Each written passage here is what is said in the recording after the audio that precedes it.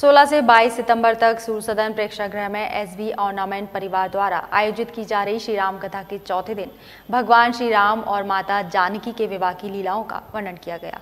कथा व्यास मानस मर्मज्ञ विजय कौशल महाराज के मुखारबिंद से हो रहे अमृत वर्षा को सुन सभी भक्त झूमते नाचते नजर आए। इसी श्रृंखला में भगवान परशुराम लीला का भी वर्णन किया गया। देह का पति मानव है, किंतु प्राणों का पति तो सिर्फ परमात्मा ही है। पति ही है जो अपनी पत्नी की मांग भर सकता है, परिवार का पोषण कर सकता है। जब एक बार उस परमात्मा से जीव का मिलन हो जाता है, संबंध हो जाता है, तो जीवन को पार लगने में देर नहीं लगती। कथा व्यास मानस मर्मज्ञ विजय कौशल महाराज ने श्री राम जानकी विवाह प्रसंग की दिव्यता पर जब उपरोक्त शब्दों से बखान किया तो जैसे आध्यात्म के मर्म को श्रद्धालुओं के हृदय में उतार दिया। गुरुवार को सूरसदन प्रेक्षागृह में एसबी ऑर्नामेंट परिवार द्वारा आयोजित श्री राम कथा के चौथे दिन श्री राम जानकी विवाह और परशुराम लीला का वर्णन किया गया। अयोध्या नगरी के रूप में सजा प्रेक्षागृह आस्था के सैलाब का साक्षी बन रहा है। संत विजय कौशल महाराज ने प्रसंग का आरंभ जनकपुर में श्री राम और लक्ष्मण जी के गुरु विश्वामित्र संग प्रवेश के साथ किया। माता सीता का स्वयंवर का वर्णन करते हुए जैसे सजीव झांकी के साक्षात्कार कथा व्यास ने करवा दिए। अन्य क्षत्रिय राजाओं के असफल होने पर व्यथित राजा जनक ने स्वयंवर समाप्त करने की घोषणा कर दी। इस पर लक्ष्मण जी ने अपने भ्राता पर क्रोधित हुए और कहा कि उठो भ्राता, जैसे हाथी कमल की डंडी को मरोड़ देता है, वैसे ही आप महादेव के इस धनुष को तोड़ दीजिए। गुरु आज्ञा लेकर भगवान श्री राम ने धनुष को मध्य से तोड़ा, क्योंकि अहंकार जीवन की मध्य आयु यानी युवा अवस्था में चढ़ता है, उसको तोड़ना उसी वक्त चाहिए। धनुष टूटने की गूंज से परशुराम जी जनकपुर आते हैं और क्रोधित होते हैं। प्रभु श्री राम से नारायण होने के साक्ष्य मांगते हैं तो उनके स्वयं के कंधे पर लगा नारायण अस्त्र टूटकर श्री राम के चरणों में गिर जाता है। यहाँ कथा व्यास ने कहा कि महापुरुषों की कोई भी जाति नहीं होती। ना भगवान राम क्षत्रिय थे, ना ही परशुराम जी ब्राह्मण, वे तो महापुरुष ब्रह्मा अवतार थे।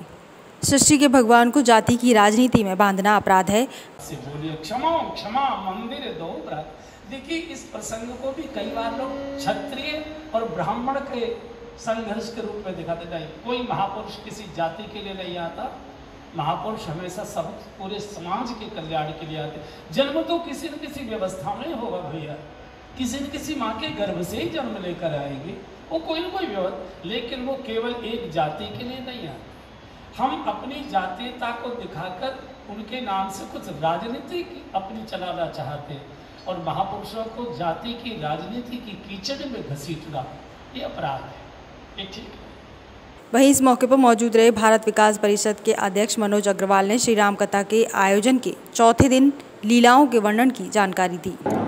इस कथा में आज भगवान श्री राम का सीता जी का पुष्प वाटिका से लीला शुरू हुई है, और अब जो कथा चल रही है, भगवान ने धनुष तोड़ दिया है और परशुराम जी की और लक्ष्मण जी की वार्ता होने के बाद परशुराम जी द्वारा भगवान को साक्षात दंडवत किया गया है। उसकी आगे की लीला चालू होगी और आज शाम को 8 बजे भगवान राम की चारों भाइयों के साथ बारात भी रामनगर कॉलोनी में निकाली जाएगी। बड़े उत्सव के साथ कार्यक्रम हो रहे हैं। ये सब कार्यक्रम एसबी ऑर्नामेंट के 18वें वार्षिक उत्सव के उपलक्ष्य में हो रहे हैं, जिसमें मंगलमय परिवार, भारत विकास परिषद आगरा संस्कार और नेहरू नगर मॉर्निंग क्लब ये सब सहयोगी संस्थाओं के रूप में साथ में कार्य कर रहे हैं। आज गुरु जी का ये चौथा दिन है श्री राम कथा का। आज यहाँ श्री रामचंद्र जी और सीता जी का विवाह का हुआ है वर्णन। बाकी का यहाँ पूरी तरह से आज हमारा काफ़ी सूरसदन का खचाखच भरा हुआ है। ये कार्यक्रम प्रभु अपने गुरु जी का चौथा दिन है। बाकी का ये 7 दिन की कथा चलेगी। मैं मंगलमय परिवार आगरा से सभी लोगों से आपके चैनल के माध्यम से कहना चाहता हूँ, यहाँ पर आएँ। पूरी तरह से हमने व्यवस्था की हुई है, सभी साधन यहाँ जुटाए हुए हैं। कथा में जरूर आएँ। इस कथा का समय 3 से 6 का है। मेरा आपसे निवेदन है, आगरा की जनता से निवेदन है, इस कथा सुनने जरूर आइए। इसके बाद परशुराम जी द्वारा श्री राम की स्तुति और फिर माता जानकी का अलौकिक दिव्य श्रृंगार, माता सुनैना और राजा जनक के भाग्य की महिमा अपरंपार। क्योंकि स्वयं जगत जननी उनकी गोद में बड़ी हुई और ब्रह्मा उनके जमाई बनने जा रहे हैं।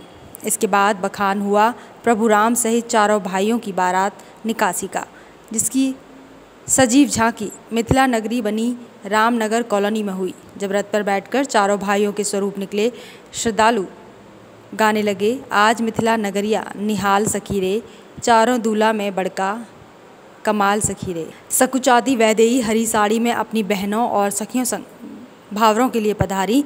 एक और कथा प्रसंग और दूसरी ओर सिया रघुवर जी के संग परन लागी।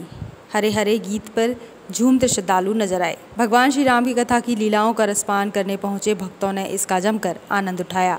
साथ ही युवाओं के लिए भी इस तरह के आयोजन को बेहद महत्वपूर्ण बताया। ये कार्यक्रम तो भगवान राम का मंदिर बन रहा है अयोध्या में, उसके उपलक्ष्य में सब जगह पूरे देश में कथाएं हो रही हैं, उसी उपलक्ष्य में कथा हो रही है और सब जगह उल्लास हो रहा है मंदिर का, यही उल्लास की संपर्क।